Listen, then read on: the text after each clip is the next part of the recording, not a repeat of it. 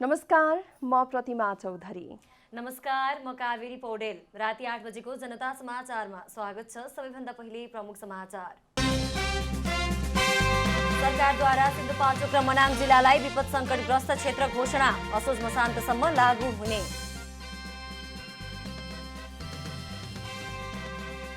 प्रधानमन्त्री देउवाको पक्षमा मतदान गर्ने 22 सांसदहरूलाई 24 घण्टे स्पष्टीकरण सोध्ने नेकपा एमालेको निर्णय, गल्ती स्वीकारे अन्तिम अवसर दिइने। वन कार्यालय सिराहामा बिरुवा खरिदमा भ्रष्टाचार, कार्यालय प्रमुख दासद्वारा जानकारी दिन आनाकानी।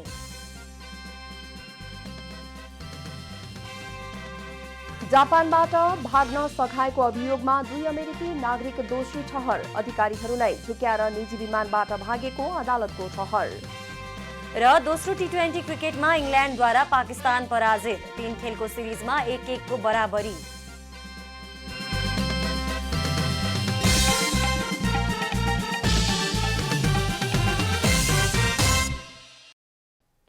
अब पूरा समाचार। सरकारले सिन्धुपाल्चोक र मनाङ जिल्लालाई विपद सङ्कटग्रस्त क्षेत्र घोषणा गरेको छ। आज बसेको मन्त्री परिषद बैठकले सिन्धुपाल्चोक र मनाङ जिल्लालाई असोज मसान्तसम्म लागू हुने गरी विपद सङ्कटग्रस्त क्षेत्र घोषणा गर्ने निर्णय गरेको सरकारका प्रवक्ता ज्ञानेन्द्र बहादुर कार्कीले जानकारी दिनुभयो। विपद जोखिम न्यूनीकरण तथा व्यवस्थापन ऐन 2074 बमोजिम सिन्धुपाल्चोक तथा मनाङ जिल्लालाई 2078 असोज मसान्तसम्म लागू हुने गरी विपद सङ्कटग्रस्त क्षेत्र घोषणा गर्ने निर्णय गरेको छ। सरकारले खोप तथा अत्यावश्यक स्वास्थ्य सामग्री उपलब्ध गराउने सबै मित्र राष्ट्रहरूलाई धन्यवाद दिँदै अनुदान वा खरिद मार्फत थप खोप उपलब्ध गराउन खोप उत्पादक तथा छिमेकी राष्ट्रसँग आह्वान गरेको पनि प्रवक्ता कार्कीले बताउनुभयो। स्वास्थ्य सामग्री उपलब्ध गराउने छिमेकी लगायत सबै मित्र राष्ट्रहरूलाई नेपाल सरकारले हार्दिक धन्यवाद दिएको छ। साथै अनुदानमा वा खरिदबाट थप खोप उपलब्ध गराउन खोप उत्पादक तथा अन्य मित्र राष्ट्रहरूलाई आह्वान गर्दछ। मन्त्री परिषद बैठकले इस्लाम धर्मावलम्बीहरूको पर्व बकरीदको अवसरमा साउन 6 गते सार्वजनिक बिदा दिने निर्णय गरेको छ।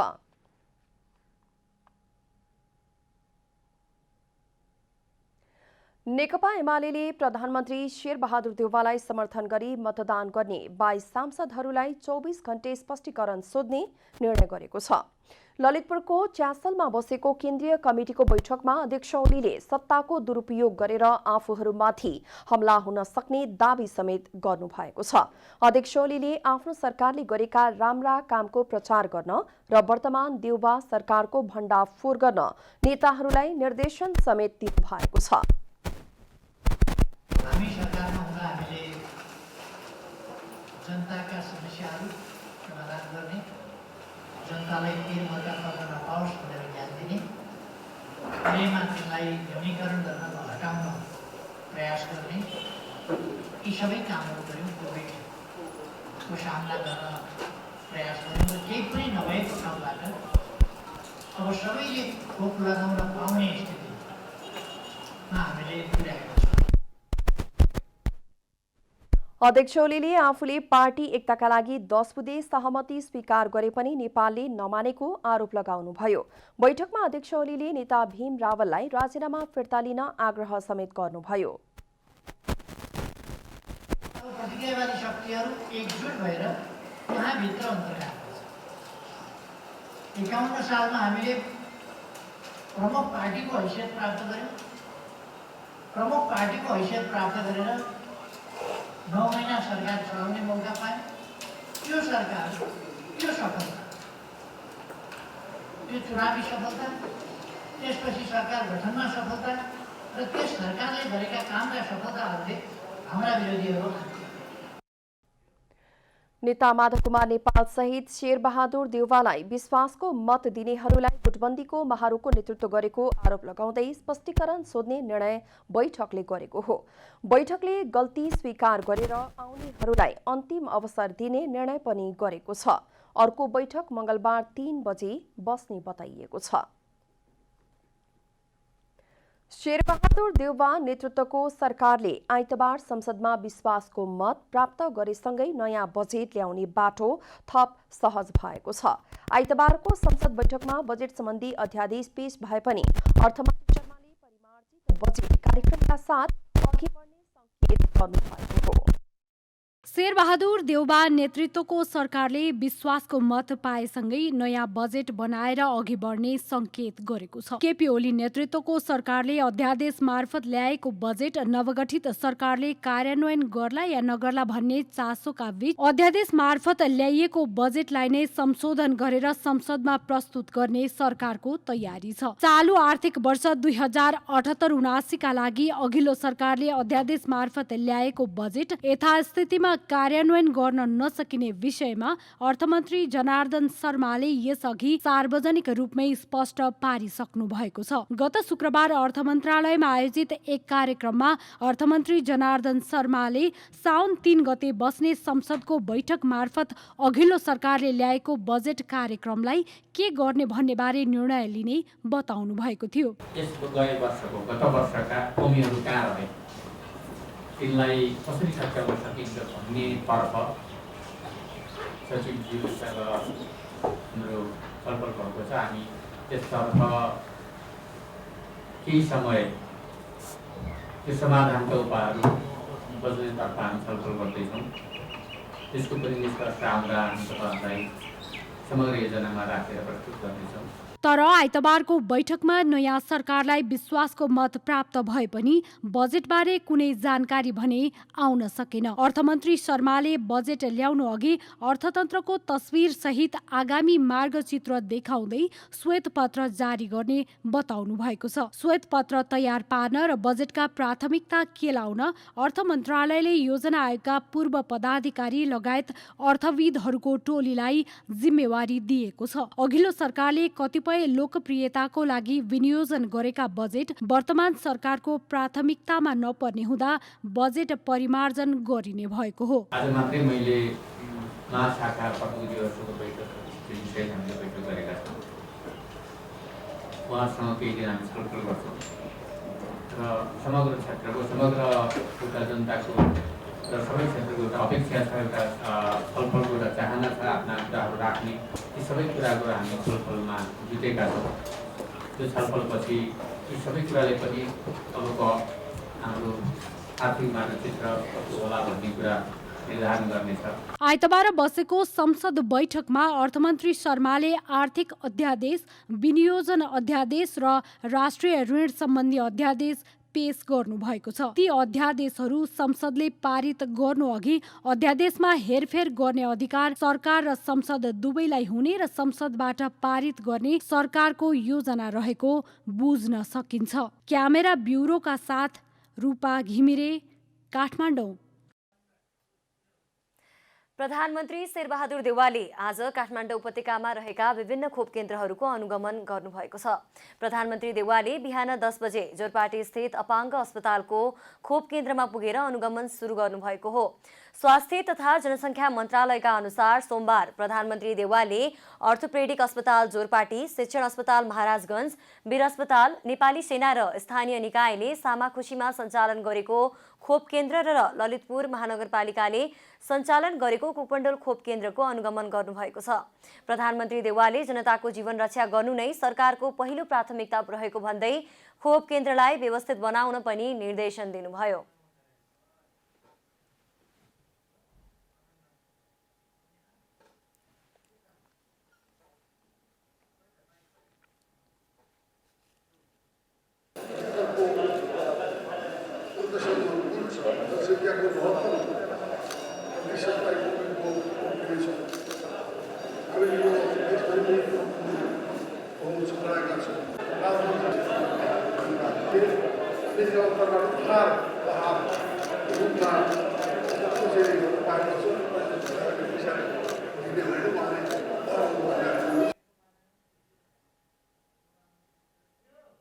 यसैबीच आजै प्रधानमन्त्री देउवाले जोन्सन एन्ड जोन्सनको खोपको पनि उद्घाटन गर्नुभएको छ। काठमाडौँका 44वटा खोप केन्द्रबाट साउन 4 देखि 6 गतेसम्म जोन्सनको खोप दिइने स्वास्थ्य मन्त्रालयले जनाएको छ। नेपाल सरकारले आजसम्म पहिलो पटक 26 लाख जस्तो माछा 13 लाख जनतालाई कोभिडको खोप दिइसकेको छ। हामी 78 असोज 32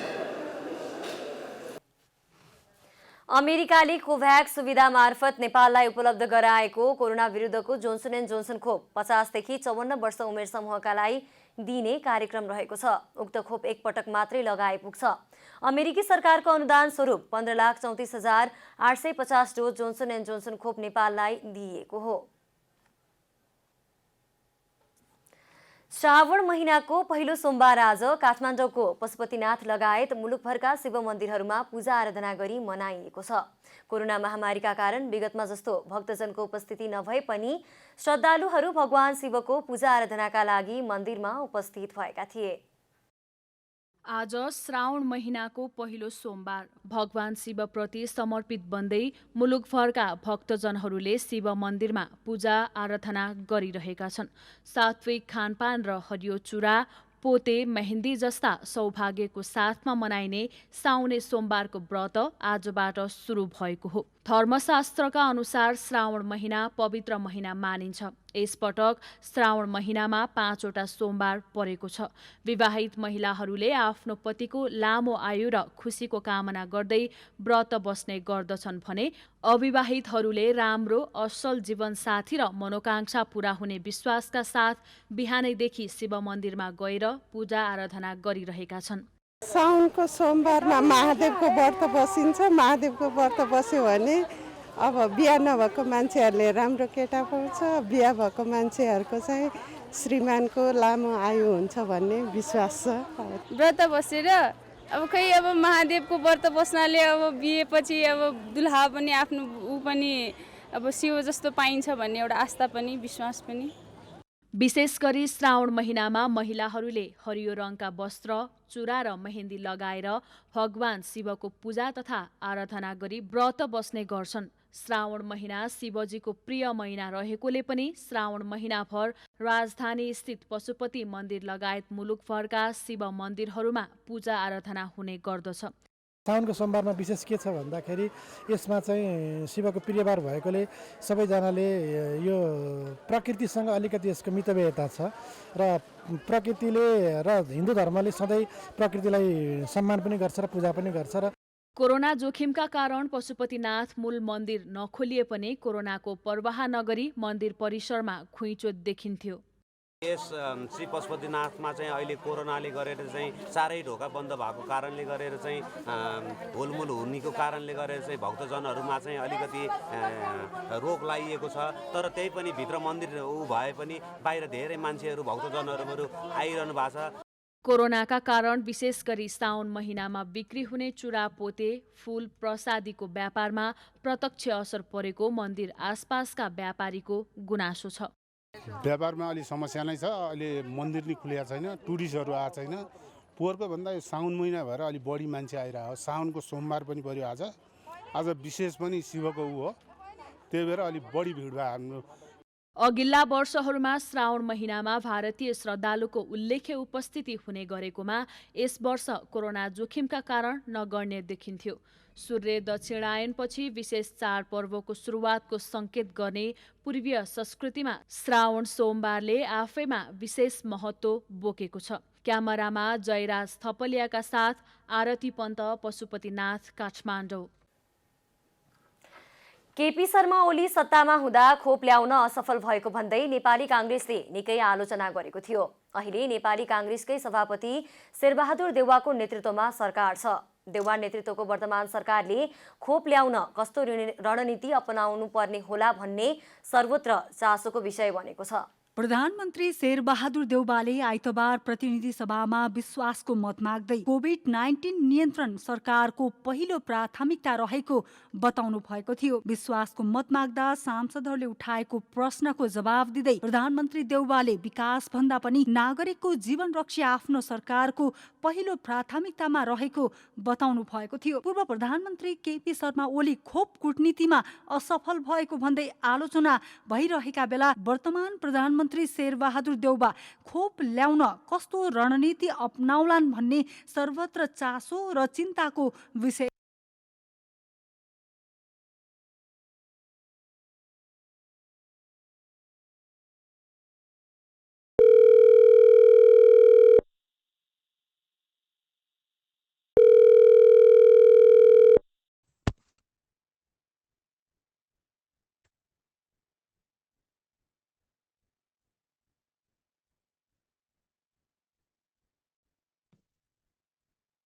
नमस्कार जी,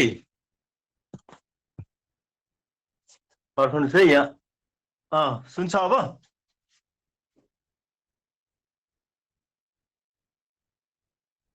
हो ल ठिक छ त्यसो भए। हस् हस् हस् हुन्छ। यो फोन गर्नु पर्ला नि त, यो के गर्नुपर्छ यहाँ, यो गर्नु पर्ला नि।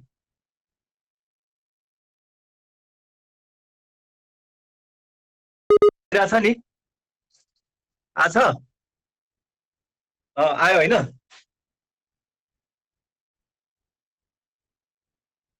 गरेँ त्यही गरेँ हुन्छ। हस् हस् हस्।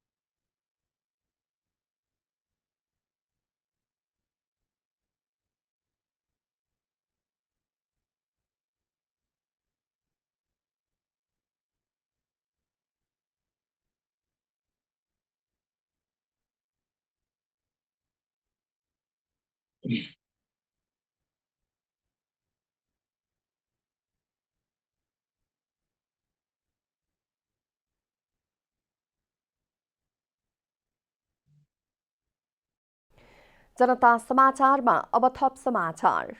सरकारले संवैधानिक परिषद सम्बन्धी अध्यादेश खारेज गरेको हुँदा पूर्व प्रधानमन्त्री केपी शर्मा ओलीले नियुक्त गरेका पदाधिकारी अवैधानिक हुने जिकिर गर्दै सर्वोच्चमा पूरक रिट परेको छ। संविधानको धारा 114 बमोजिम गत मङ्सिर 30 गते जारी अध्यादेश स्वतः निष्क्रिय भइसकेको अवस्थामा संवैधानिक निकायका 52 जना पदाधिकारी आफ्नो पदमा कार्यरत रहनु अवैधानिक हुने जिकिर गर्दै अधिवक्ता ओम प्रकाश अर्यालले सर्वोच्चमा पूरक निवेदन पेश गर्नु भएको हो। अध्यादेश खारिज भइसकेको अवस्थामा पनि संवैधानिक निकायका 52 जना पदाधिकारी आफ्नो पदमा कार्यरत रहनु भएको अवस्था छ। त्यसअघि अर्यालले संवैधानिक परिषदले गरेका नियुक्ति सिफारिस तथा नियुक्ति सम्बन्धी अन्य कार्यहरू बदर गरी पाउँ सर्वोच्चमा रिट निवेदन दर्ता गराउनु भएको थियो। अध्यादेशको आधारमा विभिन्न संवैधानिक निकायका रिक्त पदमा नियुक्ति दिइएको थियो। यसै विषयमा थप जानकारी दिनका लागि हामीसँग अधिवक्ता ओम प्रकाश अर्याल प्रत्यक्ष कुराकानीमा हुनुहुन्छ। नमस्कार। हजुर नमस्कार। स्वागत छ यहाँलाई जनता समाचारमा। धन्यवाद। संवैधानिक परिषद सम्बन्धी अध्यादेश सरकारले बदर गरिसकेको अवस्था छ। अब भने संवैधानिक नियुक्ति के हुन्छन् त?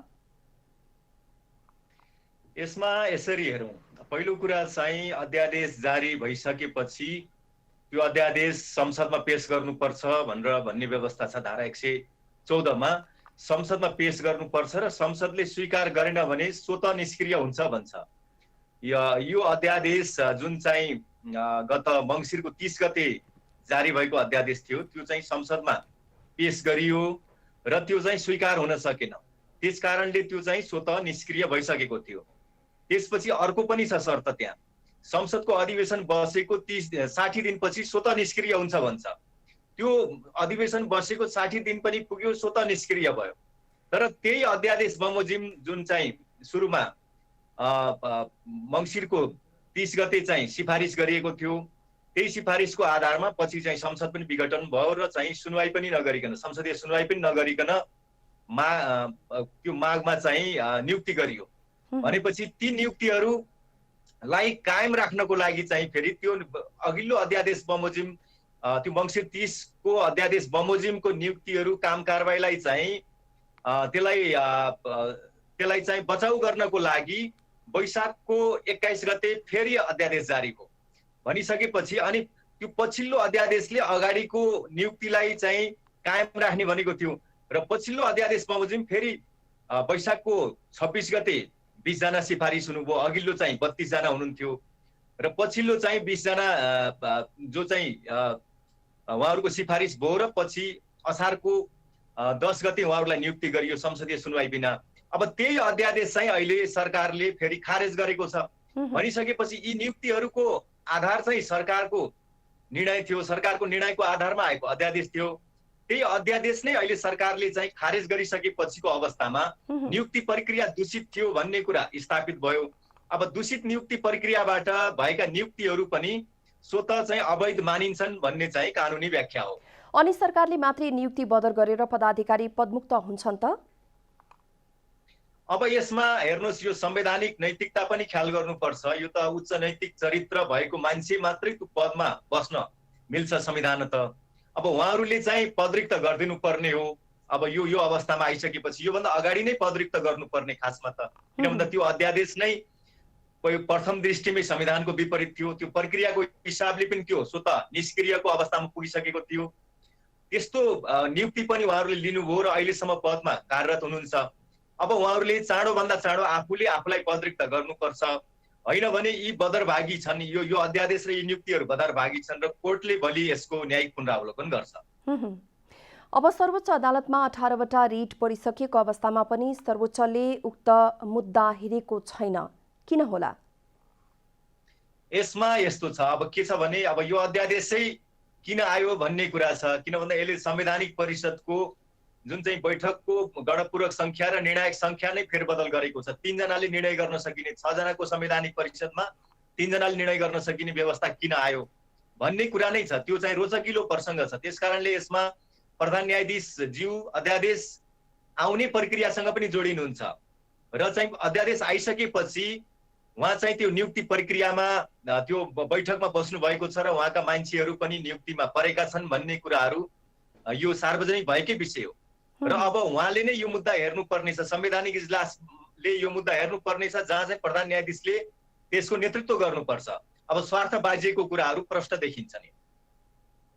अब एउटा जिज्ञासा, संवैधानिक नियुक्तिमा प्रधान न्यायाधीशका पनि आफ्ना मान्छेहरू भागभण्डामा गरेको भनेर चर्चा चल्ने गरेको छ, यहाँलाई के लाग्छ? त्यो त अवश्य नै हो। त्यसमा अब धेरैवटा आधारहरू छन् त्यो भन्नको लागि। उहाँसँग काम गरेका, उहाँको चाहिँ भागमा परेका भन्ने कुराहरू त्यो चाहिँ प्रष्ट नै छ। अब अहिले ती नामहरू लिएर चाहिँ किन अर्काको मैले अहिले मानमर्दन गरौँ, तर चाहिँ त्यस्ता मान्छेहरू छन्, उहाँको भागका मान्छेहरू त्यहाँ परेका छन्। त्यो पनि एउटा कारण हो यो नियुक्तिलाई के अरे यो अदालतको यो सुनवाई प्रक्रियालाई पन्छाइएको एउटा कारण त्यो पनि हो। अनि सर्वोच्चले पनि संवैधानिक आयोगमा भएका नियुक्ति बदर गरेमा ती पदाधिकारीले गरेका काम कारबाही पनि बदर हुन्छन् कि मान्यता पाउँछन्? त्यसको वैधतामा शंका गर्न चाहिँ पाइन्छ हैन। भोलि चाहिँ कुनै कानुनी प्रश्न उठ्यो भने यसलाई पनि एउटा आधार बनाएर हामीले जिकिर लिन चाहिँ पाइन्छ, तर स्वतः चाहिँ बदर हुँदैनन्। त्यो त हाम्रो पहिलाको अभ्यास पनि हेरौँ। लोकमान सिंह कार्कीको नियुक्ति नै बदर भएको, तर उहाँले झन्डै 4 वर्ष उहाँले पदमा रहेर काम गर्नुभयो। उहाँले गरेका कामहरू स्वतः बदर चाहिँ भएनन्। तर जब उहाँले गरेका निर्णयहरूको सम्बन्धमा अदालतमा प्रश्न उठ्यो त्यतिखेर चाहिँ फेरि पनि उहाँको चाहिँ गलत नियुक्ति थियो एउटा गलत एउटा चाहिँ त्यो अवैध नियुक्ति भएको व्यक्तिले गरेका निर्णयहरू भएको हुनाले त्यसमा चाहिँ एउटा बदनियत देखिन्छ, खोट देखिन्छ भनेर जिकिर चाहिँ लिने गरिएको थियो। अहिलेको अवस्था पनि त्यही नै हो। हस्त यहाँलाई धेरै धेरै धन्यवाद। उहाँ हुनुहुन्थ्यो अधिवक्ता ओम प्रकाश अर्याल, हामीसँग संवैधानिक नियुक्तिका बारेमा कुराकानी गर्दै हुनुहुन्थ्यो। अब बाँकी समाचार। प्रधानमन्त्री शेरबहादुर देउबा र भारतीय समकक्षी नरेन्द्र मोदी बीच टेलिफोन वार्ता भएको छ। प्रधानमन्त्रीले विश्वासको मत प्राप्त गरेको दोस्रो दिन दुई छिमेकी मुलुकका प्रधानमन्त्री बीच टेलिफोन संवाद भएको हो। दुवै प्रधानमन्त्री बीच आपसी एकता, कोरोना विरुद्धको खोप आपूर्ति लगायतका विषयमा कुराकानी भएको प्रधानमन्त्रीको स्वकीय सचिवालयले जनाएको छ। प्रधानमन्त्री देउवाले सोमबार नै ट्वीट गर्दै भारतीय प्रधानमन्त्री मोदीसँग भएको वार्ताबारे जानकारी गराउनु भएको छ। प्रधानमन्त्री देउवाले कोभिड विरुद्धको खोप आपूर्तिलाई निरन्तरता दिन ध्यानाकर्षण गराउनु भएको समेत प्रधानमन्त्रीको सचिवालयले जनाएको छ। भारतीय प्रधानमन्त्री मोदीले प्रधानमन्त्री देउबा नेपालको नयाँ प्रधानमन्त्री नियुक्त हुनुभएकोमा बधाई तथा शुभकामना व्यक्त गर्नुभएको थियो।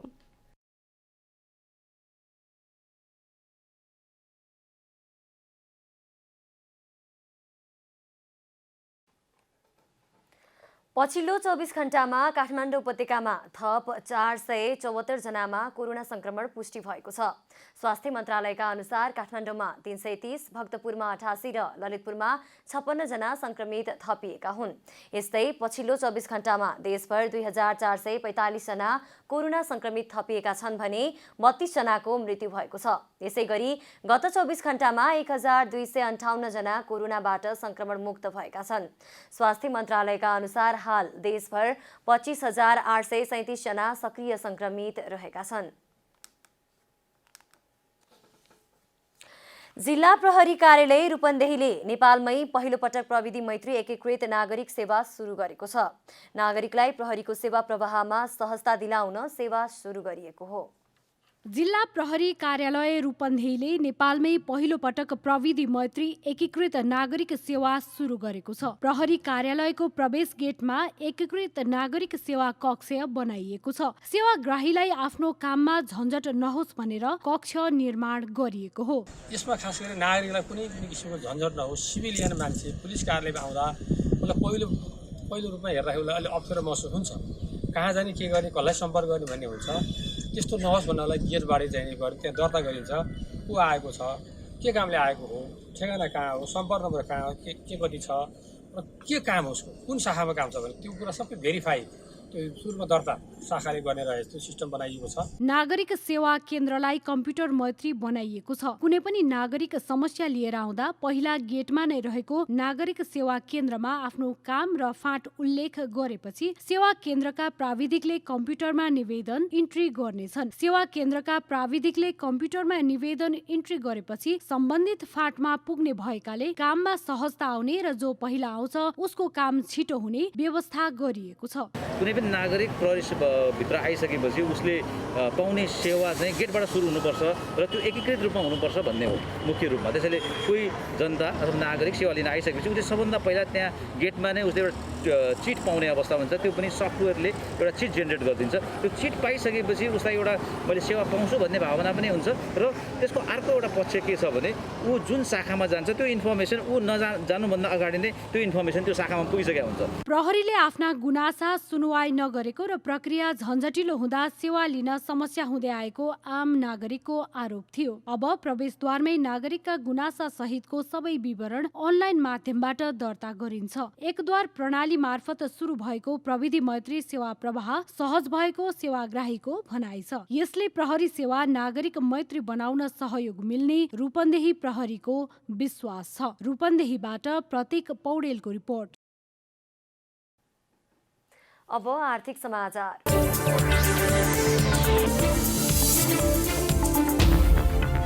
साताको दोस्रो कारोबार दिन सोमबार नेप्से परिसूचक 13.97 अङ्कले बढेको छ। नेप्से अघिल्लो कारोबार दिनको तुलनामा 0.47% वृद्धि भई 2994.58 बिन्दुमा पुगेको हो। सोमबार कारोबार खुला भएको 5 मिनेटमै नेप्सेले हालसम्मको उच्च बिन्दुलाई समेत पार गरेको थियो। नेप्सेले उच्च बिन्दु कायम गरेसँगै नाफा बुक गर्नेहरू सक्रिय हुँदा बजार प्रभावित बनेको थियो। यस दिन ठूला कम्पनीहरूको कारोबार मापक सेन्सिटिभ इन्डेक्स भने स्थिर रहेको छ। सोमबार बजारमा 219 वटा कम्पनीको 1,07,797 पटकको व्यापारमा 11,81,37,54,000 बराबरको सेयर कारोबार भएको हो। सरकारले कृषि तथा पशुपक्षी बिमा गर्दा लाग्ने प्रिमियम शुल्कमा दिँदै आएको अनुदान रकम घटाएको छ। 5 वर्षदेखि कृषि तथा पशुपक्षी बिमामा लाग्ने प्रिमियम शुल्कमा 75% अनुदान दिँदै आएको सरकारले चालु आर्थिक वर्षबाट कटौती गरेको हो। सरकारले चालु आर्थिक वर्षदेखि कृषि तथा पशुपक्षी बिमा गर्दा लाग्ने प्रिमियम रकम 25%ले घटाएर 50%मा झारेको हो। बिमा समितिले सरकारले बजेटमा घोषणा गरे बमोजिम कृषि तथा पशुपक्षी बिमा प्रिमियममा 50% मात्रै शुल्क अनुदान दिन कम्पनीहरूलाई निर्देशन दिएको छ। यसअघि 25% प्रिमियम तिर्दै आएका कृषकले अब भने 50% प्रिमियम आफैले तिर्नुपर्ने भएको हो। नेपाल राष्ट्र ब्याङ्कले प्रक्षेपण गरे भन्दा 8% बढीले ऋण विस्तार भएको छ। यो ऋण विस्तार वाणिज्य ब्याङ्कहरूबाट मात्र भएको हो। विकास ब्याङ्क र फाइनान्सहरूको समेत जोड्दा अझ बढी हुने राष्ट्र ब्याङ्कको भनाइ छ।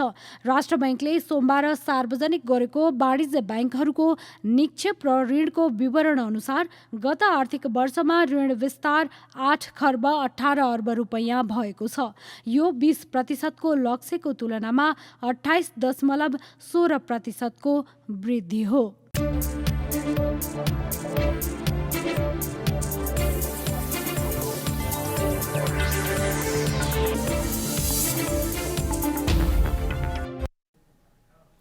जनता समाचारमा अब छोटो विश्राम।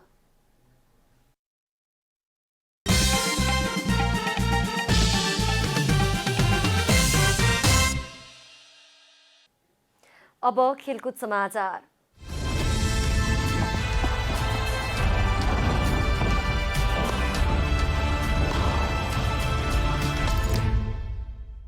एसियन फुटबल महासंघले कोरोना भाइरसको प्रभावलाई मध्यनजर गरेर 2021 को एएफसी वार्षिक अवार्ड कार्यक्रम रद्द गरेको छ। एएफसीले यो वर्षको वार्षिक अवार्ड कार्यक्रम दोहामा गर्ने योजना थियो, तर कोरोनाको असर कायमै रहेकाले यो वर्षका लागि अवार्ड नहुने भएको हो। कोरोनाको असर एसियामा अझ बढी भएको र यस्तो अवस्थामा भिडभाड हुने कार्यक्रम गर्न उचित नभएको भन्दै कार्यक्रम रद्द गरिएको हो। एएफसीको कार्यकारी समितिले सोमबार नोभेम्बरमा हुने भनिएको अवार्ड कार्यक्रम नगर्ने निर्णय गरेको हो। यसका साथै कतार फुटबल संघले नै 2022 को एएफसी अवार्ड गर्नेछ, तर यो अवार्ड 2023 मा हुनेछ।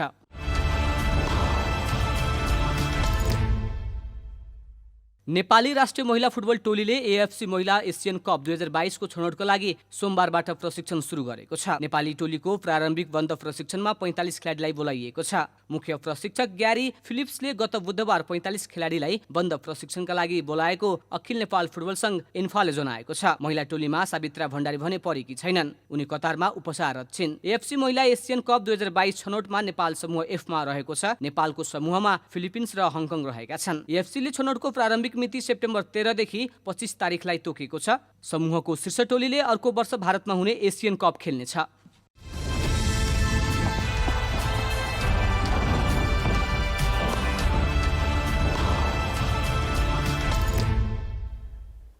अब मौसम समाचार।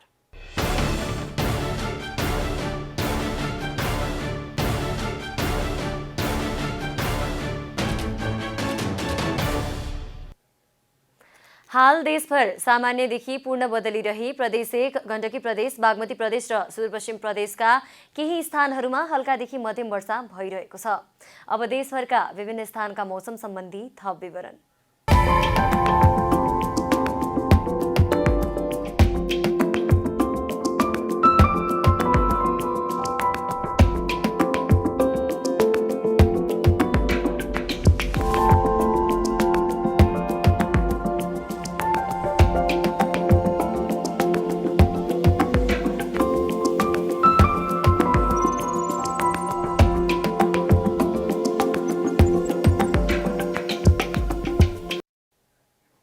अन्त्यमा आजको डायरी। नेकपा एमालेका अध्यक्ष केपी शर्मा ओलीले प्रधानमन्त्री शेरबहादुर देउवालाई समर्थन गरी मतदान गर्ने 22 सांसदलाई 24 घण्टे स्पष्टीकरण सोध्ने निर्णय गरेको छ। अध्यक्ष ओलीले आफ्नो सरकारले गरेका राम्रा कामको प्रचार गर्न र वर्तमान देउबा सरकारको भण्डाफोर गर्न नेताहरूलाई निर्देशन समेत दिनुभएको छ। बैठकमा अध्यक्ष ओलीले नेता भीम रावललाई राजीनामा फिर्ता लिन आग्रह समेत गर्नुभएको छ। प्रधानमन्त्री शेरबहादुर देउवाले आज काठमाडौँ उपत्यकामा रहेका विभिन्न खोप केन्द्रको अनुगमन गर्नुभएको छ। प्रधानमन्त्री देउवाले बिहान 10 बजे जोरपाटी स्थित अपाङ्ग अस्पतालको खोप केन्द्रमा पुगेर अनुगमन सुरु गर्नुभएको हो। उहाँले अर्थोपेडिक अस्पताल जोरपाटी, शिक्षण अस्पताल महाराजगञ्ज, वीर अस्पताल, नेपाली सेना र स्थानीय निकाय सामाखुसीमा सञ्चालन गरेको खोप केन्द्र र ललितपुर महानगरपालिकाले सञ्चालन गरेको कुपन्डोल खोप केन्द्रको अनुगमन गर्दै जनताको जीवन रक्षा नै सरकारको पहिलो प्राथमिकता रहेको भन्दै खोप केन्द्रलाई व्यवस्थित बनाउन निर्देशन दिनुभयो। श्रावण महिनाको पहिलो सोमबार आज काठमाडौँको पशुपतिनाथ लगायत मुलुकभरका शिव मन्दिरहरूमा पूजा आराधना गरी मनाइएको छ। कोरोना महामारीका कारण विगतमा जस्तो भक्तजनको उपस्थिति नभए पनि श्रद्धालुहरू भगवान शिवको पूजा आराधनाका लागि मन्दिरमा उपस्थित भएका छन्।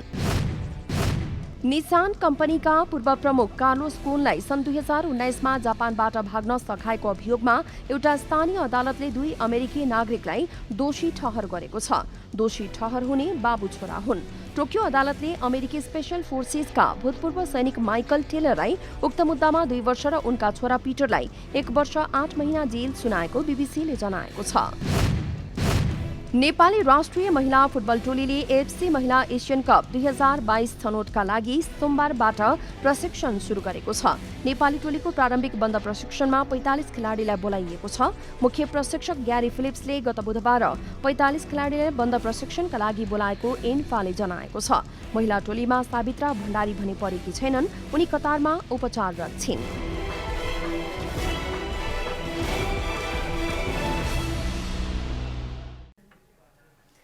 जनता समाचार अहिलेलाई यति नै। जनताद्वारा जनताका लागि प्रसारित जनता टेलिभिजनका कार्यक्रमहरू युट्युब, ट्विटर, फेसबुक र हाम्रो वेबसाइट जनतासमाचार.com मा पनि पढ्न र हेर्न सक्नुहुनेछ। सूचनामा तपाईको सहभागिता, समयमा समाचार हाम्रो प्रतिबद्धता। कोरोना भाइरसको संक्रमणबाट बच्न नियमित रूपमा साबुन पानीले मिचिमिची हात धौँ, अनिवार्य मास्कको प्रयोग गरौँ, भिडभाडबाट टाढै रहौँ। नमस्कार।